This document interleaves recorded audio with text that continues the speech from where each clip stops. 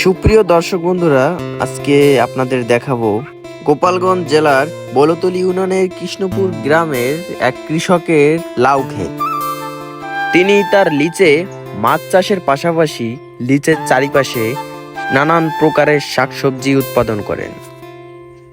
তিনি পেশায় একজন কাঠমিস্ত্রি, কিন্তু কাঠমিস্ত্রির পাশাপাশি তিনি এইসব শাকসবজি কৃষিকাজ করে বছরে বহুত টাকা ইনকাম করেন। তিনি এবং তার স্ত্রী এই গাছপালা লালন পালন করে বড় করেন এবং তারপর এর থেকে শাকসবজি সংগ্রহ করে বাজারে পাইকারি দরে বিক্রয় করেন। এইবার লিচের পাড়ে তিনি একটি হাইব্রিড জাতের লাউ গাছ উৎপাদন করেছেন। গাছটিতে এত পরিমাণে লাউ ধরেছে যে গাছের পাতা আর লাউ বাছাই করে বেরই করা যাচ্ছে। এখন পর্যন্ত গাছটি থেকে লাউ ছেঁড়া হয়নি, এটাই প্রথম। তাও বোঝা যাচ্ছে যে এইবার লাউয়ে বেশ পরিমাণে টাকা উপার্জন করতে পারবেন। তিনি লাউ গাছের প্রতিটি গোড়া থেকে অন্তত 2 হাত অন্তর অন্তর এক একটি গাছ লাগিয়েছেন।